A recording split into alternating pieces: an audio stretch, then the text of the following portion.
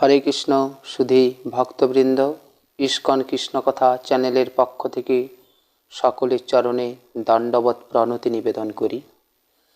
আজকে আমরা আলোচনা করব উৎপন্না একাদশী কবে, পারণের সময় কখন এবং এই একাদশীর মাহাত্ম্য কী। আগামী 9 ডিসেম্বর শনিবার উৎপন্না একাদশীর উপবাস। 10 ডিসেম্বর রবিবার একাদশীর পারণ সকাল 6টা 6 থেকে 7টা 15-এর ভিতরে। এখন আমরা উৎপন্না একাদশীর মাহাত্ম্য বিশদভাবে আলোচনা করব। অর্জুন বললেন, হে দেব, অগ্রহায়ণের পুণ্যদায়ী কৃষ্ণপক্ষের একাদশীকে কেন উৎপন্না বলা হয় এবং কী জন্যই বা এই একাদশী পরম পবিত্র ও দেবতাদেরও প্রিয় তা জানতে ইচ্ছা করি। আপনি কৃপা করে আমাকে তা বলুন। শ্রী ভগবান বললেন, হে পৃথাপুত্র, পূর্বে সত্যযুগে মূর নামে এক দানব ছিল। অদ্ভুত আকৃতি বিশিষ্ট সেই দানবের স্বভাব ছিল অত্যন্ত কোপন। সেই দেবতাদেরও ভীতিপ্রদ ছিল। যুদ্ধে দেবতাদের এমনকি স্বর্গরাজ ইন্দ্রকে পর্যন্ত পরাজিত করে স্বর্গ থেকে বিতাড়িত করেছিল। এইভাবে দেবতারা পৃথিবীতে বিচরণ করতে বাধ্য হয়েছিল। তখন দেবতারা মহাদেবের কাছে গিয়ে নিজেদের সমস্ত দুঃখ সবিস্তারে জানালেন। শুনে মহাদেব বললেন, হে দেবরাজ, যেখানে শরণাগত বৎসল জগন্নাথ গরুধ্বজ বিরাজ করছেন, তোমরা সেখানে যাও। তিনি আশ্রিতদের পরিত্রাণকারী, তিনি নিশ্চয়ই তোমাদের মঙ্গল বিধান করবেন। দেবাদিদেবের কথা মতো দেবরাজ ইন্দ্র দেবতাদের নিয়ে ক্ষীর সমুদ্রের তীরে গমন করলেন। জলে শায়িত শ্রী বিষ্ণুকে দর্শন করে দেবতারা হাত জোড় করে তার স্তব করতে লাগলেন। স্তুতির মাধ্যমে নিজ নিজ দৈন্য ও দুঃখের কথা তারা ভগবানকে জানালেন। ইন্দ্রের কথা শুনে ভগবান নারায়ণ বললেন, হে ইন্দ্র, সেই মূর দানব কী রকম, সে কেমন শক্তিশালী তা আমায় বলো। ইন্দ্র বললেন, হে ভগবান, প্রাচীনকালে ব্রহ্মবংশে তালজঙ্ঘা নামে এক অতি পরাক্রমী অসুর ছিল। তার এই পুত্র সেই মূর অত্যন্ত বলশালী, ভীষণ উৎকট ও দেবতাদেরও ভয় উৎপাদনকারী। সে চন্দ্রাবতী নামে এক পুরীতে বাস করে।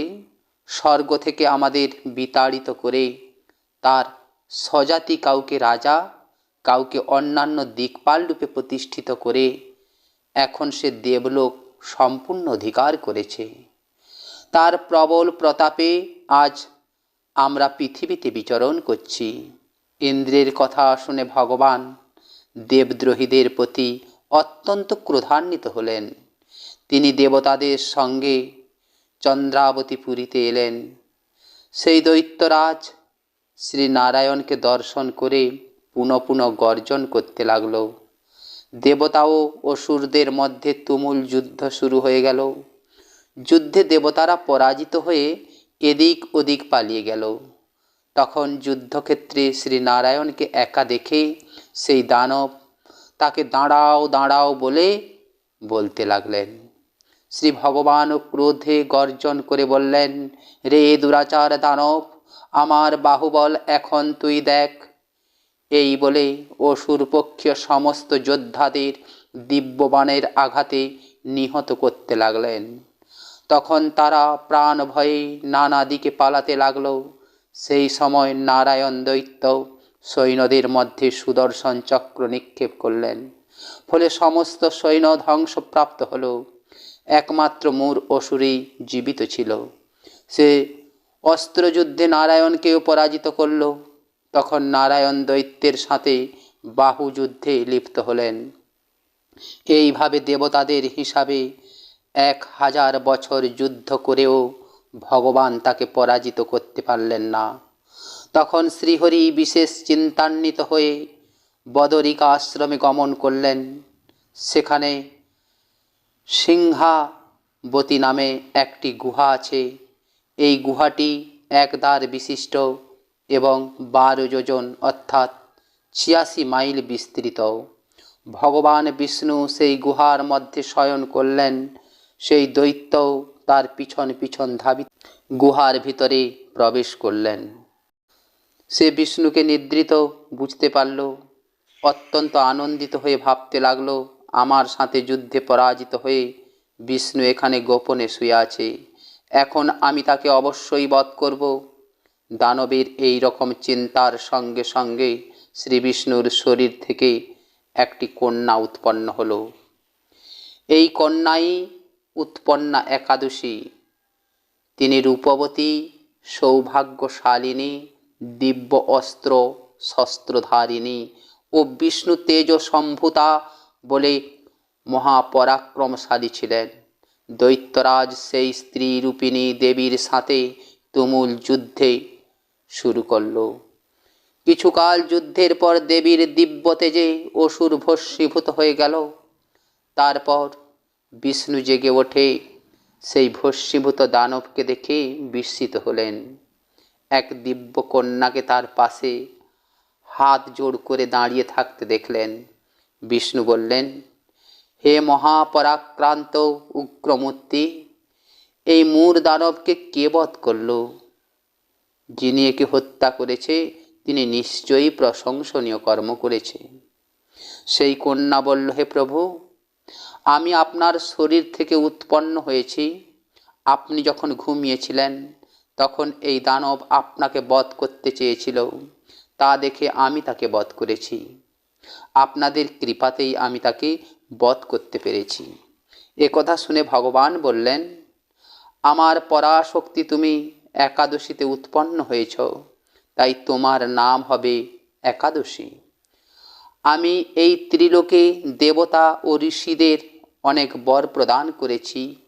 হে ভদ্রে, তুমিও তোমার মন মতো বর প্রার্থনা করো, আমি তোমাকে তা প্রদান করব।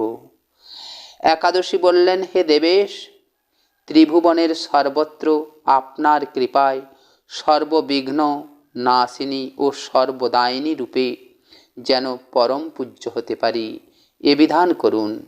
আপনার প্রতি ভক্তিবশত যারা শ্রদ্ধা সহকারে আমার ব্রত উপবাস করবে তাদের সর্বসিদ্ধি লাভ হবে, এই ব্রত প্রদান করুন।